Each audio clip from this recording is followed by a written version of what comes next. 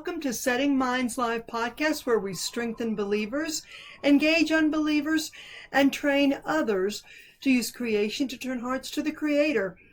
And tonight, I guess as we are looking toward the end of 25 years of ministry, that's hard to believe. Yeah, I guess it's the S. Yes. We just kind of wanted to take some time as we've looked at things and remembered some things we'd almost forgotten, just recounting the Lord's goodness over 25 years of ministry.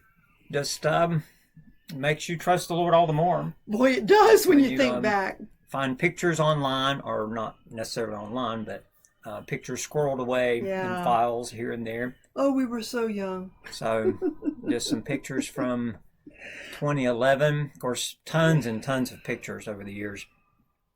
But of course, our beginning, we we'll review a little bit of that as we got our start while at Faith Baptist Church in Shelbyville, Tennessee. Yeah, that's really where we started. We went there 5 months married, and 1994 we went there. I remember struggling with whether to go there within the first, after getting married. 5 months we were married. What does the scripture say about not to go out to war? For a year. For a year. So I was struggling with that going into ministry sooner than a year. Much sooner. And yes. But 5 months married, I put it off a little bit. But we enjoyed serving there. Highlights of that ministry work were the cantatas that we got to do every year. Lots and lots of work, but it was rewarding in the sense that we got to use a variety of folks, like people in this church that were in the school. Right. Let's see, what was her name? Marla. Marla, who directed the drama, I believe, public school drama. Yep, yes, she did. She was the drama teacher in the local public school. So some folk like that we got to work with for the Christmas cantatas, and we'd love to do something like that again. That would be awesome. A lot of work, but it was really, really neat. We enjoyed doing it. So we went there. The Lord allowed the church to give us freedom to travel during the summer. And so the first summer we were there, we had 1 week. For 3 weeks during the summer. Up to 3 weeks, yeah. For 3 weeks. So we had one meeting. I don't know where that was, but... Probably Tom's River. Probably. I remember we did go to Tom's River, New Jersey, which was quite, I think, like 16-hour trip from there. So the third year we were there at Faith, we did have 3 meetings, and by that time, the Kistler family, we got to meet with them that Christmas, I think it was, and they talked with us about traveling with them. So during their time in Shelbyville, Tennessee at Faith Baptist, we had heard a creation evangelist speak, and we didn't buy anything, and just those 2 times we heard him speak, they were seeds sown in our hearts and minds that later, when we traveled with evangelist Dave Kistler for 2 school years, and then on our own during the summers, what church we were at, I don't recall, that had the evangelist videos in their library. We've mentioned this before, and we saw those videos and got to watching them, and more water was put on the seeds that were sown in our hearts about creation and apologetics ministry. And that's really where we first started thinking, because, like you said, we'd already been doing vacation Bible schools and such, but it really began helping us see the need of the foundation of creation, Genesis, biblical worldview, things like that. And we began to think, what can we do? How can we use this in the gifts and the ministry the Lord already had us doing? And that's really where it started. From that grew the first theme of Dynamite, and we've later had a creation conference. There it is, the promo artwork 2011. Yes. Dynamite was that theme began as Dino Tales. That was our first time doing the dinosaur theme. But the next time, of 5 themes, the next go around we called it Dynamite, M-I-G-H-T. And that's what it's known as to this day when we do that theme. And so we've been blessed, with after our first trip west, I kind of caught the bug when I was in college in traveling ensemble. And I got to let folks know, Mm-hmm. you'll see us reaching over, or him reaching over. We have some notes to remind us things that it's like, oh yeah, I forgot about that.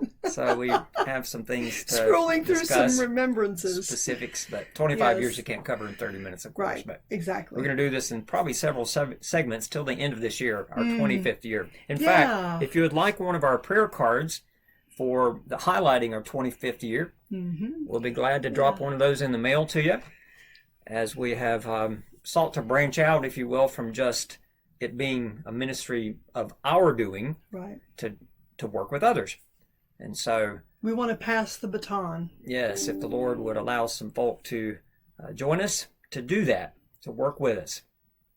So after leaving Faith, and I'm not sure how long it was before, it's probably a year.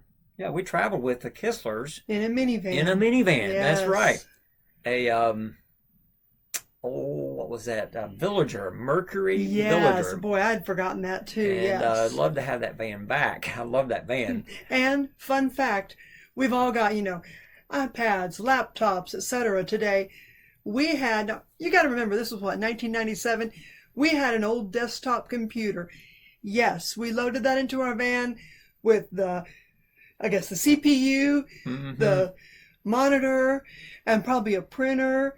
I mean, we did it. And now we look back and go, how did we do that? We can't forget the crash in New Jersey. Oh, yes, I was looking at that too. That it was actually on the way to New Jersey, on the Beltway around Washington, D.C. Yes, it was before going to Faith Baptist in Toms River. And we were 10 days married when Faith that Baptist happened. in Shelbyville. We weren't there yet. We traveled, 10 days married? Yes. We were going up for a youth all-nighter for New Year's Eve. So we went to Faith Baptist in Shelbyville, Tennessee. May of 94. 5 months married. So this was 10 days married. Yes. That we were traveling to Faith Baptist in Toms River, New Jersey. And experienced a slight wreck. Oh. It was slight enough, but could have been much worse. Totaled the car. I had fueled up at in DC, wasn't it? We were going around DC, snow and ice. We'd just gotten off of Pennsylvania Avenue. Yes. And never forget it. In snow and ice, and the on-ramp, we hit a patch of ice that caused us to start sliding this way, sideways. Was it 4 lanes through there? 3 or 4 lanes? But going forward at an angle sideways, and a transfer truck was coming in that first lane to the left, which would be the furthest right. Anyway, and so had I turned into the skid like they tell you to do, at least I've heard, to turn into the slide, we would have gone faster and been under the trailer. We might not have had 25 years of ministry. We would not be here in 25 years, but I just froze in a sense, and as the Lord would have it, just the back end of that trailer that was passing us, and we were coming this direction, the back of the trailer caught the front of our car, my side of course, and turned us straight, but someone coming from behind was unable to miss us. Right. And so plowed into the rear and turned us 90 degrees facing oncoming traffic that by that time had slowed. And I had one light to turn on and off. One working headlight, yeah. To warn others, hopefully. And so we were sitting there waiting for help, basically, not moving. I guess the car could have moved. We could have moved it off the road. I think we did ultimately.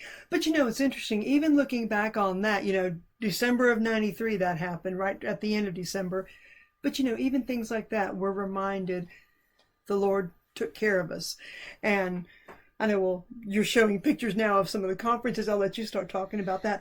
Once we started traveling with the Kisslers, I was homeschooling the kids for them.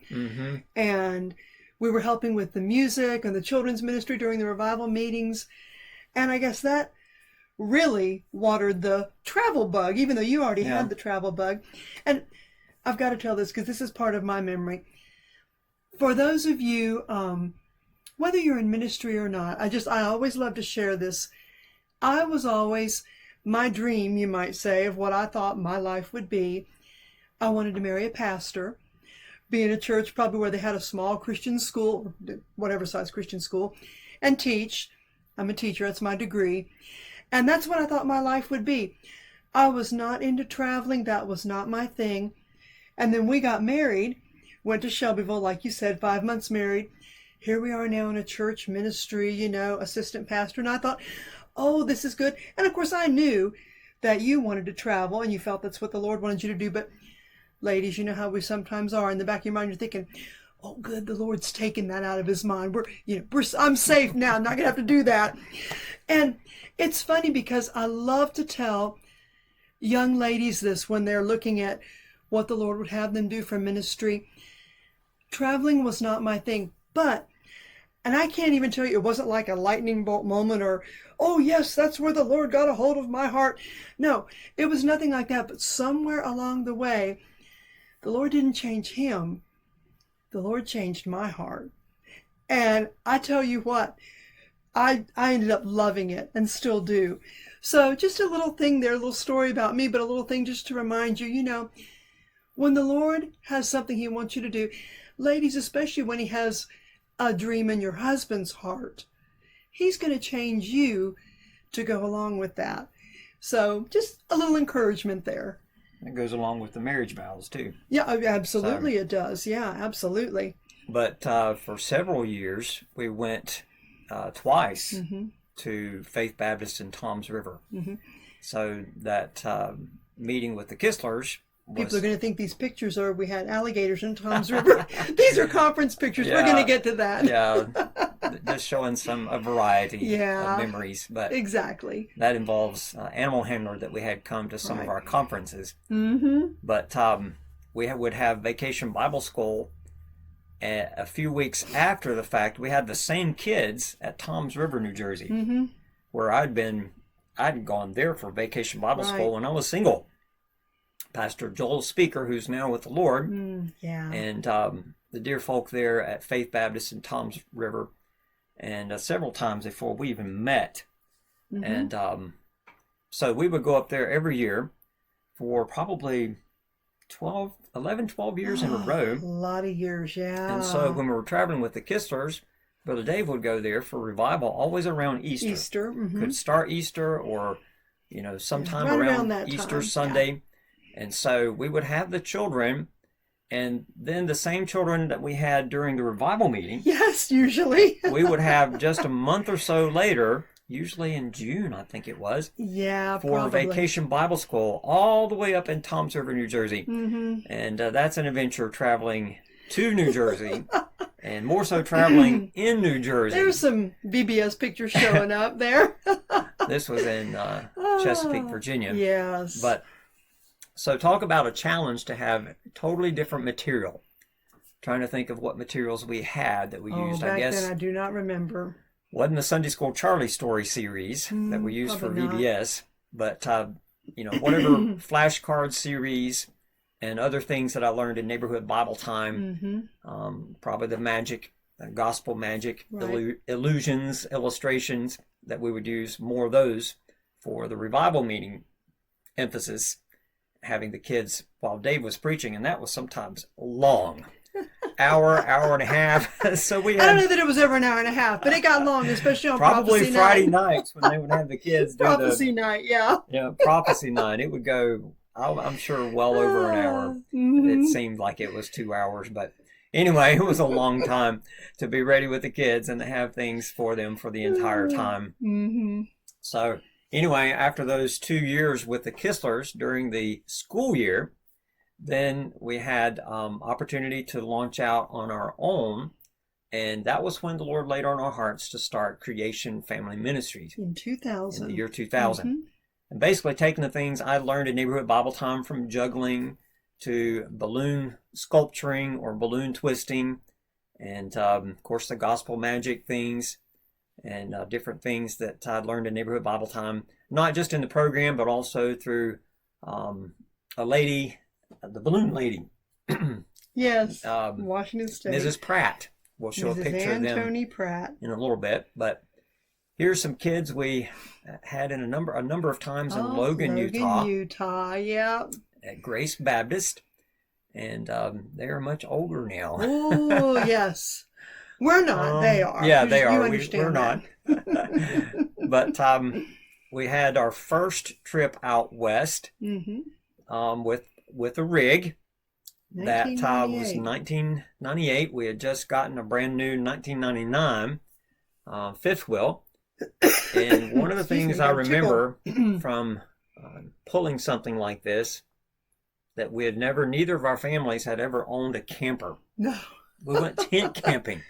We didn't have a small pull behind or a truck and a fifth wheel or anything like that. We jumped into the deep end of the pool. And we didn't know anybody, well, I guess other than Dave. Yeah, he was the only one I'd ever known myself. Yeah. Started out with a van and a pull behind trailer, and then they graduated to a truck and fifth wheel the next go around. But never pulled it myself. Never had any experience pulling something like that. So on our way west, and then we get something like this, and we don't choose a short trip. No. Nothing to practice. We go from North Carolina to Oregon. Other than pulling it from the shop, the store, the RV place in that, what was that name of that town?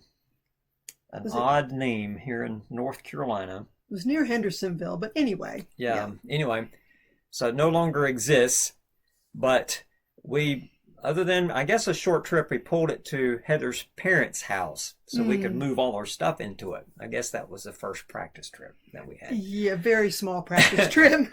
And then from there, Shelby, North Carolina, all the way to, Portland, Washington Oregon. State. Portland, ultimately. Washington State for meetings. I think we had at Westside Baptist.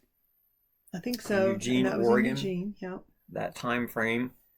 And trying to think of some other ones there in Oregon. Westgate Baptist in Beaverton, Westgate, Oregon. Yeah, or Tigard, Oregon, I guess, technically. Yeah, outside of Portland. Yes. So some of these pictures don't coordinate with what we're talking about, but we met a pastor, Sloganhop. Sloganhop. Some families. Pastor Ed, he went by. Yeah, Pastor Ed. Yeah, much easier. And we ended up going to Gunnison, Colorado, a number of times. Oh yes. For VBS. Pastor Ed's retired now. They have a new pastor there. So we have. Well, I was going to tell about when we traveled west that first trip. On our way, seemed like it was in Kansas. It was near the Kansas-Colorado border, I-70. Okay. So it was still in Kansas. So something that was very unusual that happened. Here we are, brand new with a brand new rig and brand new us to a rig, and we pulled over at a gas station out in the middle of nowhere, and I'm not thinking about the turning radius and the amount of wide turn that I have to make with the rig. I'm not used to that yet. And honestly, from North Carolina all the way to that point, you'd done fine, with turning radius and all, but somehow we missed it this time. Well, the reason is the diesel pump was out back, separated quite a ways, as I recall, from the service station. And so there was nothing to watch out for. So I wasn't watching out for anything. Right. And so kind of wide open. Yeah, as I pulled away, never will forget, the tire, one or both, just one of the tires. Just one of the trailer tires. I think on the driver's side, on my side, when I pulled away, I didn't turn wide and went up the curb of the pump. It's pretty tall. Was pretty tall. It was a good 8 inches or so height, and I pulled up on that, and it came off and crashing. The rig was not crashing, but rocking. Yeah, when you come off severely of that curve, when it came off of that. And so I got out and looked, and I saw a little flap of rubber that looked to be a little cut. And I looked at the rim of that curb, and it had a metal piece sticking out. Yeah. that I thought, well, that has injured the tire a little bit, but it looks okay. So I thought, well, we'll go down the road. And I just kept my eye on it from the driver's standpoint, and it seemed to be fine, but I wasn't sure, totally sure, because it was a little, it looked to be like a little cut, a little flap right in the edge, just past the rim. So I thought, well, I better change it just to be safe. And this was the first time you'd had to change a tire on the trailer. And I did not know. I did not know that I didn't have the equipment to change a tire. For the trailer. You had stuff for the, for others. So we pulled off after a few miles going down the road. Yeah, I don't know how far. And of course, it's wide open spaces out there.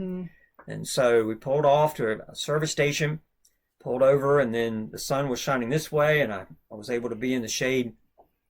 So I had all of my tools laid out on the ground and looking for something to change this tire to take off the lug nuts. If I remember correctly, weren't we also looking for a jack? I don't believe we had a jack that was Did not even have a jack. That was heavy duty enough for the trailer. To jack this it up. This is not your average car jack. And so just about the time that I'm realizing I don't have the tools that I need to jack this thing up and change the tire, I heard a voice behind me. Got all the tools you need? And I turned, and I had noticed a vehicle pulling in behind me, another travel trailer, and another RVer. Yep, another RVer, and he was traveling east. And come to find out, someone we had met at a pastor's fellowship, I think, in Tennessee when we were serving there, an evangelist named Mr. E, as in mystery. Earl, I guess, was his first name. Yeah. And come to find out, this was Mr. E's father. And he was traveling back east. Father-in-law, I think. I think it was his father-in-law. Oh, father-in-law. But either way. But relative of Mr. E. And he had the tools I needed. Yeah. Jacked up thank the Lord. The vehicle and changed the tire, which probably would have made it, but such a long trip, you don't know if you'll have a blowout or something. And a blowout can damage a lot. We know that for sure. Oh, yes. So that was our first really God-ordained traveling meetup, somebody to help at that particular point in time when we needed help with just changing a tire. And I think that was probably I think that sticks in our minds so much because that was one of the first times it was like, looking back on it, kind of what you said, it was like the Lord specifically showing us right then, see, I'm taking care of you. Yes. Even when you're not sure what to do, I'm taking care of you. And things like that happen over the years. That's why we're taking the time to just recount a little bit of the Lord's goodness. Because when things like that happen, it just, the next time something happens, you look back and you go, you know what? The Lord took care of us. He'll take care of us again. Yeah, he took care of us that time. He's going to take care of us in and the that's future. Not always easy to remember, but the more it happens, the more you go, yes, Lord, you do take care of us. It gives us confidence. Yes. Yeah. Boost your faith. So one of those first trips, or if not the first trip, we were on our way back from the Northwest, and we sought out through our home church, Tabernacle in Hickory, North Carolina, who they had gone to see. The young people of the church had taken a missions trip not too many years prior to us going. And probably just within the last year or two at probably. That time. Yes. And so we found out about Pastor Neil Wheeler. Yeah. And I tried to look up his phone number a little while ago, and I couldn't find it. I don't have his phone number anymore. But he was basically a church planter or replanter in Salt Lake City. And just Downtown 16 blocks from the temple. And so coming back from the Northwest, we swung through Salt Lake City to meet Brother Wheeler. And then the next year we ended up going out west for the whole winter and parking in a campground there in Salt Lake City. It was that winter that the Olympics were in Salt Lake City. So it was the 2002 Winter Olympics, but we got there. Actually, we were traveling there on 9/11, 2001. So we were there that winter of 01 and into 02. Never will forget an issue the truck had that was causing the I forget what the hand The was. oil pressure, I believe. Oil if I remember pressure, that's right. correctly. The oil pressure hand was going berserk. It was up and down and all the way low. And so we had stopped. I think it was in Park City. Seemed like it was at the day before, or was it? Evanston. We were in Evanston when it happened, yes. When 9/11 happened. Mm-hmm. We were already we were traveling. Mm-hmm. On our way to Salt Lake, going through Evanston, Wyoming. And I'd stopped to change the oil at that was Napa. In Evanston, right. Mm-hmm. Evanston, Wyoming. And that was when 9/11 had happened. And we were hearing about it on the radio or somehow, and then going inside the Napa to get the things I needed to change the oil. I think we didn't. You heard it. You heard it or heard them discussing it when you went in. We didn't even have the radio on. We didn't know anything was happening. Oh, that's right. We didn't. You Hadn't heard anything. You came out of the store and you were hollering at me, turn the radio on. Mm-hmm. So while you were under the truck changing the oil and such, I had the windows down and had the radio cranked, and we listened to all of the events of that day. Then we were able to kind of limp to an RV park next to a Ford dealership in Park City, Utah. And from there we turned on the TV and watched the whole day unfold. And never forget that. The issue was the sensor in the truck. Mm-hmm. So it was not an expensive repair. Thank Just the Lord. The sensor had to be replaced. Again, the Lord taking care. Corrected things. So we were thankful that the Lord has caused things like that, where it was thought, wonder how much this is going to cost. Yeah. It'd be much, much less. We have an experience like that from New Mexico. Right. I don't know if we'll get to that this evening.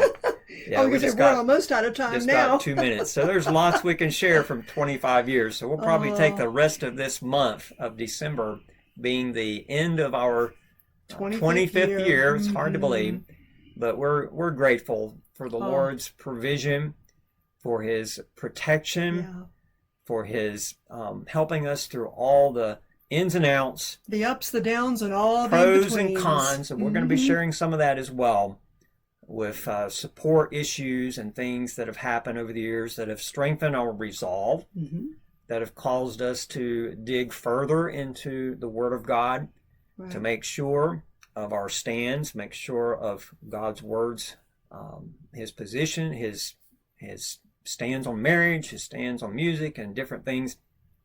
But anyway, hope you'll join us for these next sessions join us as we reminisce. Reminisce, yep, that's the word. And then you think through, even as we talk about the Lord's goodness in our lives, you think through what the Lord's done for you over the years. How good has He been to you?